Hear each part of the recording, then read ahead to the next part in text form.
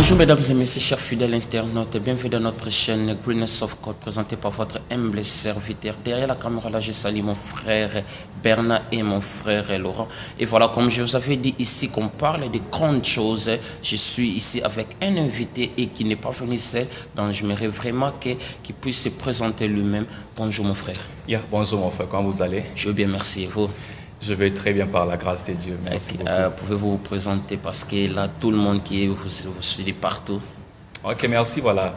Mon nom c'est Miracle Elmena Menovuvu, Father of Entrepreneurs in Africa. Je suis le chairperson of Entrepreneurs and Business Leader Mega Conference organisée par Eliel Prosper Business Consultants. Okay, as he said, he's a business leader. He's not here alone. I can see he's here with one of my sister, also a journalist. That's I want to greet. Hello, my sister. Hello, how are you? I'm good. How are you doing? I'm good. It's been a while. We didn't see you here on the stage. What happened? I've been around. Okay, can you introduce yourself? Okay, my name is Marguerite Mujinga Yangala Kasongo. Ok, comme elle est toujours ici avec Maggie, et il y a aussi une autre ici, je vais dire bonjour ma sœur. Bonjour, comment tu vas? Je vais bien, merci, comment vous allez? Je vais bien, merci. Toujours ici, on est en Paris direct des business. Pouvez-vous vous présenter? Moi, je réponds au nom de Benny Bokomba, je suis chargée en finance de ce projet. Et chargé en finance de ce projet. Voilà, chers téléspectateurs, ici je vais vraiment poser mes questions et des questions qui sont venues de toutes parts. Il y a un frère qui m'a dit, eh ben, ce frère veut avoir une conférence. Qu'est-ce qu'il va parler de ça? C'est quoi le titre de votre conférence? Merci. Notre conférence, en fait, c'est Entrepreneurs and Business Leader Mega Conference. Business leader. Yes. Do you have business? En fait, donc, le terme le dit déjà, business leader, c'est juste des gens qui ont... Because you know we can have a leader in music, we can have leader everywhere. Can you tell us what is your leadership? Voilà, donc le terme leadership déjà, ça vient de quelque chose qui veut juste montrer au fait qu'il y a quelqu'un qui est en train de diriger quelque chose. Dans ce sens-là, quelqu'un qui a une vision. But I heard you say that you are the father of entrepreneur here in Africa. Ouais, voilà, je le dis parce que non pas parce que c'est moi qui a commencé l'entrepreneuriat ici en Afrique, mais l'idée c'est que j'ai toujours compris dans la vie que si tu ne dis pas qui tu es, le monde te dira ce que tu es. Alors la première découverte que l'homme peut faire dans sa vie, la plus grande au fait que l'homme peut faire dans sa vie, c'est de découvrir qui il est. Et quand tu comprends qui tu es, comme on dit en anglais, you discover your purpose. Quand tu connais qui tu es, tu vas commencer à le dire. Et quand je dis que je suis le père des entrepreneurs en Afrique, je suis juste en train de dire que non, je suis venu dans ce monde pour élever une génération des entrepreneurs en Afrique. Et je crois que non, c'est ce qui va arriver. Je ne suis pas le premier à le faire, mais je crois que j'ai une partie que Dieu m'a envoyée sur cette terre, une portion qui m'a donné de faire. Et cette mission, c'est d'élever une génération des entrepreneurs, des Aliko Dangote en Afrique, de Bill Gates en Afrique, de Steve Jobs en Afrique et pourquoi pas de Jack Ma aussi en Afrique. Donc, là, vraiment, c'est une bonne idée. On voit déjà la raison qui s'appelle même les pères des entrepreneurs de l'Afrique. Et voilà, il y a une question. Qu'est-ce qui te pousse à organiser cette conférence? Merci beaucoup. Je m'attendais déjà à cette question-là. Premièrement, j'aimerais dire ceci que la première des choses qui m'a poussé au fait à organiser cette conférence, que ça a commencé par, j'avais un fardeau pour l'Afrique. Voir ce que l'Afrique est en train de vivre. Aujourd'hui, il y a 60% de la population africaine qui est en majorité jeune. Et sur les 90 millions de jeunes qu'on a en Afrique, sur le 1 milliard de la population africaine, 60% des Africains vivent dans la pauvreté, et sont des jeunes en majorité. Et je me disais, qu'est-ce que l'Afrique peut faire pour essayer un peu de réduire cette taux élevé de la pauvreté. Aujourd'hui, on voit des gens qui sont en train de rêver d'aller en Europe. Il y a même de ceux qui sont en train de mourir dans la mer Méditerranéenne, chercher à aller à tout prix en Italie, non? Chercher à voir la vie. Je me disais, qu'est-ce que l'Afrique peut faire? Et c'est au fait, à partir de cela, à partir de ces fardeaux-là, de changer les choses en Afrique, que j'ai eu l'idée de me lancer dans l'entrepreneuriat. Et j'ai compris que parmi les voies les plus fiables que l'Afrique peut se tourner, c'est l'entrepreneuriat. On a besoin de bon leadership, mais aussi l'entrepreneuriat, c'est la chose qui a développé les États-Unis, ça a développé l'Europe et ça développe aujourd'hui l'Asie. On voit les Chinois, les Coréens. Imaginez-vous un peu que le Singapour, en fait, a eu l'indépendance presque la même année avec le Kenya et le Ghana. Et aujourd'hui, quand on regarde le Kenya et le Ghana, et le Singapour, il y a un décalage terrible par rapport à la technologie. Aujourd'hui, la technologie au Singapour est très avancée. Pourquoi? Ils sont mis en marche, ils se sont lancés dans l'entrepreneuriat. Le gouvernement a encouragé la population à se lancer dans ces choses-là. Et moi, je crois que l'Afrique aujourd'hui, pour quitter l'état qu'elle est là dans la pauvreté, pour aller dans l'état où l'Afrique peut facilement se développer, la première des choses dont l'Afrique doit se tourner, c'est l'entrepreneuriat.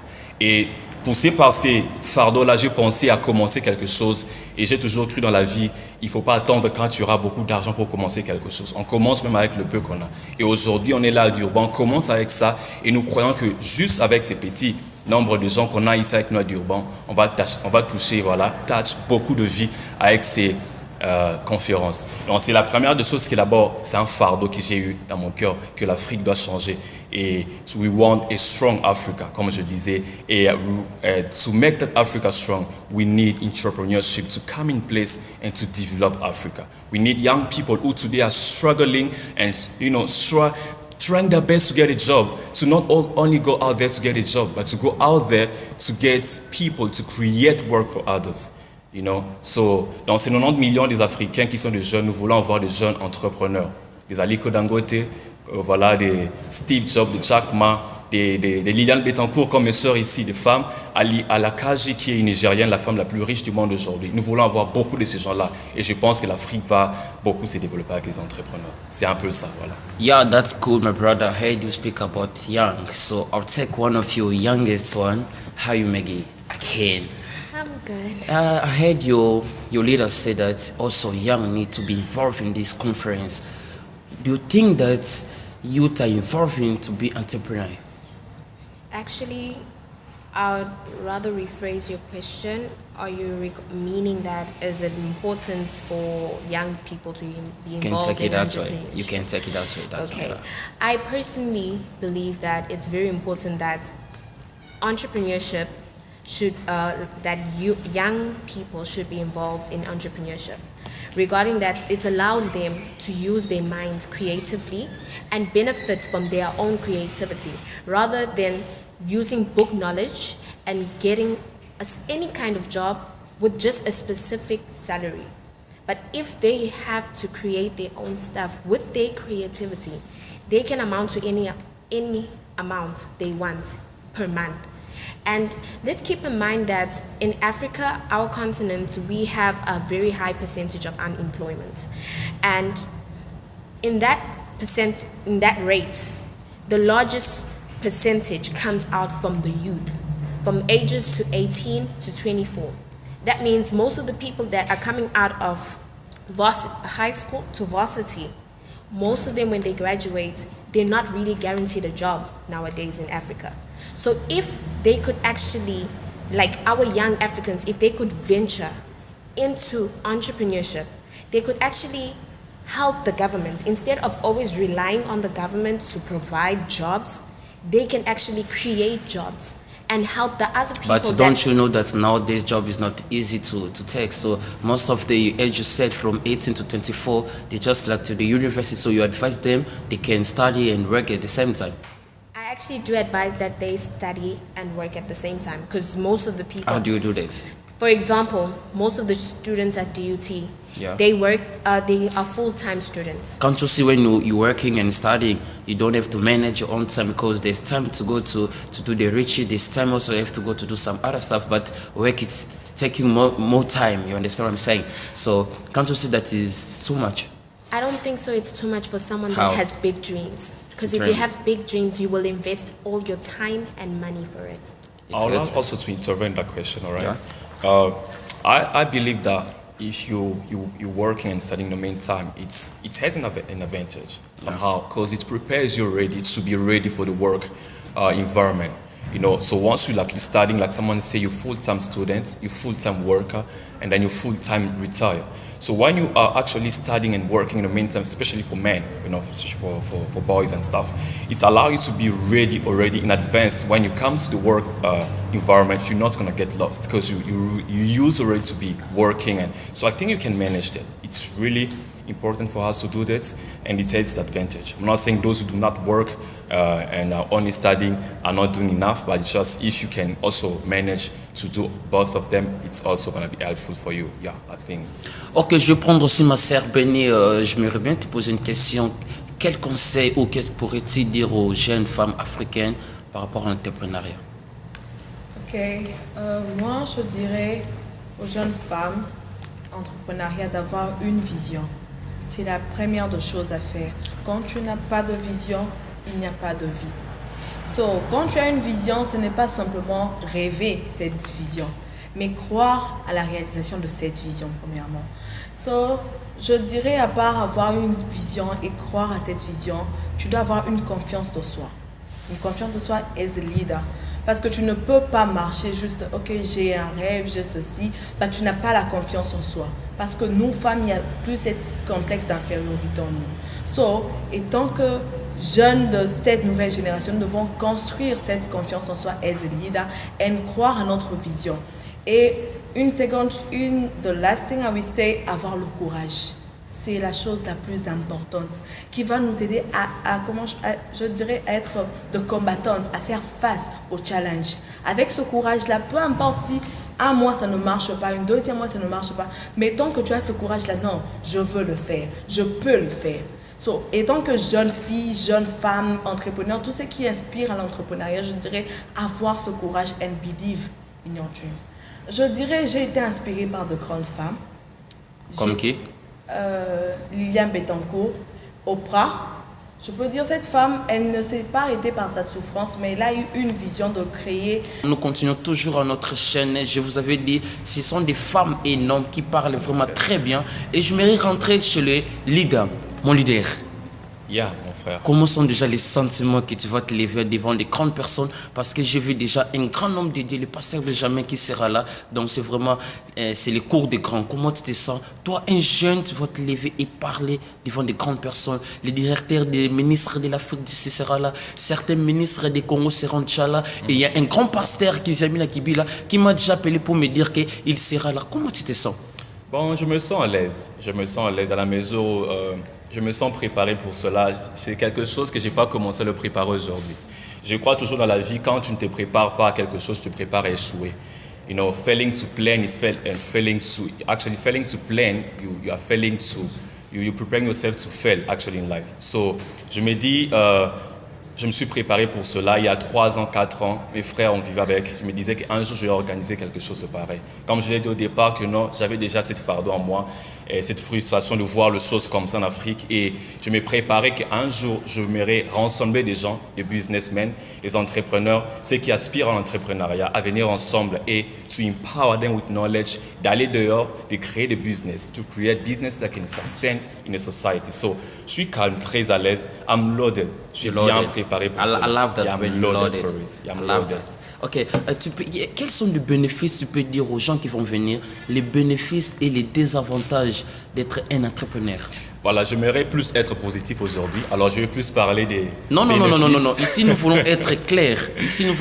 Ok, Tu dois pas nous de dire problème. les avantages et les désavantages. Parce que j'ai connu les gens qui ont eu des grandes idées. Voilà. Et bien aujourd'hui, ils sont nulle part Exactement. avec les grandes idées. Exactement. Alors, il faut nous dire vraiment, parce que ce n'est pas moi, Voilà. mais tu parles aux téléspectateurs qui te Exactement. suivent maintenant. Voilà, j'aimerais commencer d'abord avec ce qui est positif. Je dirais, premièrement, l'entrepreneuriat, ce qu'elle fait dans la société, c'est que la première des choses, elle vient d'abord créer les entreprises, les businesses. Et quand elle crée des businesses, ça amène les gens, voilà, à résoudre des problèmes. Parce qu'il y a une définition que j'aime beaucoup des business, que le business, c'est quelque chose qui résout un problème. C'est very simple, très simple, mais c'est vraiment très deep. It's the ability of someone coming together, putting a system to resolve an issue. Tu as quelqu'un qui crée une boulangerie. Il voit que les gens ont besoin de pain, mais à South Beach, peut-être à Kinshasa, à Gombe, voilà, à Maluku, à Ngiri, Kasavubu, comme je suis de Kasavubu, voilà. Et au Bandal, Paris, le Parisien, je vous salue, Jean Passant, dans le sens où il voit qu'il y a un besoin de créer le pain. Voilà, les gens ont besoin de pain, il crée la boulangerie. Boulangerie, Jésus est bon. Et les gens viennent acheter le pain. Il a, au fait, identifié un besoin et il a mis les choses en place pour arriver à résoudre ce besoin-là. Premièrement, c'est qu'il y a un besoin qui est touché. La première des choses, l'avantage de l'entrepreneuriat. Deuxièmement, il y a des gens qui sont employés. Quand un business est créé, on a besoin, je donne la boulangerie, on a besoin des gens qui travaillent pour avoir le four, tout ça. On a besoin de 4 personnes pour être là comme comptable. On a besoin de gens pour to run. Aujourd'hui, on a les technologies, social media, tout ça. On a besoin de gens pour faire ces choses-là. Donc déjà, il y a 10 personnes, 15, une quinzaine de gens qui seront employés. Deuxième bénéfice. Premièrement, il y a un besoin qui est résolu. Deuxièmement, il y a des gens qui sont employés. Et troisièmement, ce que le business fait dans la société, l'entrepreneuriat, ça aide le gouvernement à répondre aux besoins, aux services de la société.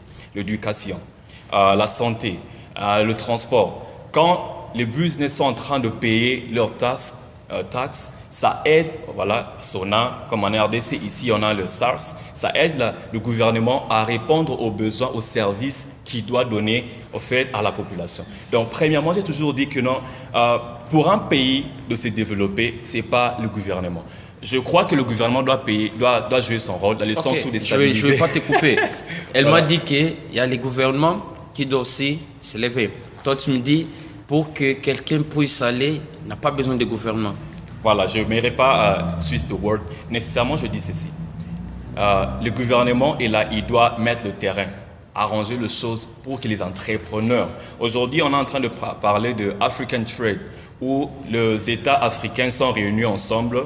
Ils sont venus ensemble pour essayer un peu d'enlever les barrières quelqu'un qui est au Rwanda peut aller en Afrique du Sud sans passeport. Aujourd'hui, c'est difficile quand je me déplace. Et les États africains sont en train de faire cela. Pourquoi? Ils essaient de réduire les barrières pour permettre à ce que si Enoch, tu es en Libye, tu peux facilement envoyer export sous Congo. Voilà. Au lieu que l'Afrique du Sud aujourd'hui d'aller importer les histoires du Brésil, peut facilement aller importer Mozambique.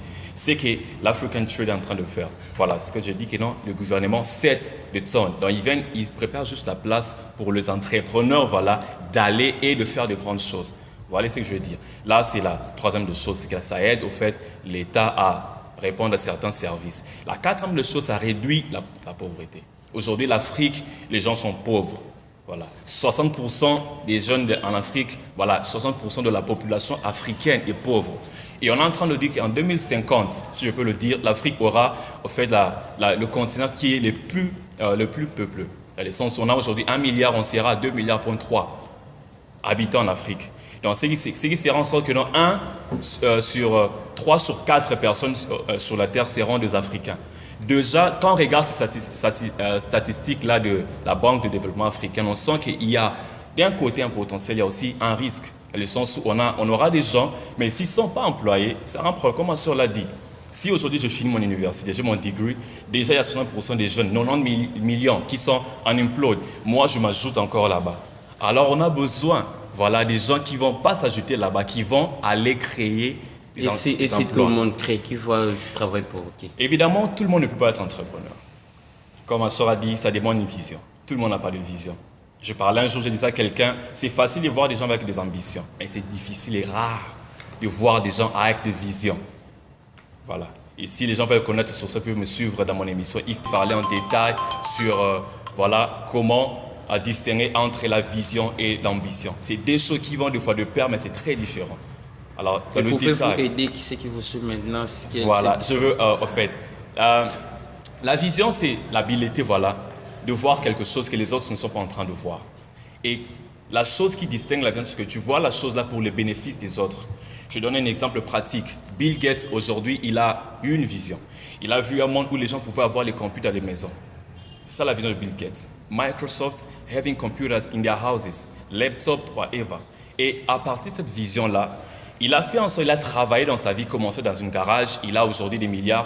Il a voulu faire en sorte que non, et non, là où tu restes, tu as le computer avec toi et c'est facile à utiliser. Moi, j'ai mon computer, Benny a la tienne, Maggie a la tienne aussi. Et ça fait en sorte que il a aidé les gens. Il a vu d'abord quelque chose que les gens ne voyaient même pas. Mais c'était pour le bien des autres. Henry Ford, c'est lui qui a en fait venu avec la voiture. Je me rappelle quand j'ai lisé son histoire, on a dit que non, les gens disent que c'est la folie. Comment tu peux créer voilà, un marché où il y aura beaucoup de voitures? Parce qu'en ces temps-là, la voiture était comme l'avion aujourd'hui. Imaginez-moi, je me dis, oh non, Enoch, je vais faire en sorte dans 10 ans que l'avion soit bon, pour tout le monde. Voilà. C'est un peu, voilà, les gens m'ont dit que... Et voilà, le frère Elmena. Le frère Elmena, parce que toi, si on te laisse parler maintenant de la vision de l'autre... you'll go deeper. Can I go deeper? Can I go deeper? J'aime beaucoup ta phrase là. Merci beaucoup. Quel message tu peux lancer à tout le monde qui te suit? Parce que là, on est déjà à la fin de notre émission. Et voilà, notre frère voilà, c'est son dernier mot. Et il va nous dire vraiment pourquoi nous devons être là et qu'est-ce qui va se passer là-bas, qui sera là et pourquoi aussi nous devons être là. Voilà, merci beaucoup. Premièrement, j'aimerais encourager les gens à être là, spécialement les jeunes. Comme je le dis, 60% des Africains, la jeunesse, on implode. J'aimerais en sorte que le jeune Africain, voilà, jeune femme, jeune sœur, jeune homme, jeune garçon, viens participer à cette conférence où tu seras exposé à des principes fondamentaux qui vont te permettre un jour à créer de business. Nous encourageons vraiment l'esprit là. Avant de finir, tu seras le seul... je vais en venir là-bas. Je vais en venir. Donc, dans le sens où nous voulons vraiment avoir des gens et aussi nous encourageons aussi les businessmen, businesswomen, les entrepreneurs, les self-contractors, les gens qui aspirent à l'entrepreneuriat, à être là aussi et à participer avec nous pour au fait, être exposés à de bonnes choses. Et je ne serai pas, comme le frère m'a demandé, je ne serai pas le seul speaker of the day. Oui, j'ai organisé cela, mais je crois que j'ai voulu associer des gens auxquels j'aspire, en fait, des gens qui m'inspirent, des mentors pour moi. Et le pasteur Benjamin, l'apôtre Benjamin Lukola de Faith Ministry d'Urban, c'est un homme qui parle très bien sur le leadership. Et j'ai voulu qu'il puisse être là, qu'il parle sur l'impact du leadership sur le business. Et aussi, le professeur Karodia, il est le founder of Main Coast and Region Business School. He's a multi-millionnaire. Et il sera là aussi avec nous. Il va nous parler sur l'importance de la connaissance en tant que businessman. Et ce sont des gens qui seront là, des tycoons. Et je pense qu'avec leur présence là, il y aura un mixage de la jeunesse et un mixage de l'expérience. Voilà, et qui sera mis en place. Je vous assure que ces gens-là seront vraiment enrichis. Et après cette conférence, mon frère, je vous assure, il y aura des changements dans notre société. Vraiment, les business vont commencer à évoluer. Il y aura des gens qui vont créer des business. Il y aura des gens qui vont quitter juste avoir une business comme une boutique, mais aller aussi à créer des choses comme ShopRite, Pick n Pay. Et pourquoi pas avoir le Walmart business in South Africa et créé par un Congolais. Et c'est ça mon rêve, c'est ça ma vision, c'est ça ma compassion pour l'Afrique. Et je pense que ça commence le 4 août à Albany Hotel Conference Center, où les grandes choses pour l'Afrique. We want a strong Africa. That's what I can say. Et notre sœur Bénique, quel est votre dernier mot? Je dirais que tous jeunes, tous ceux qui aspirent à l'entrepreneuriat, de pouvoir venir en ce jour, car c'est quelque chose qui va impacter nos vies et qui va nous aider à inspirer à être grands.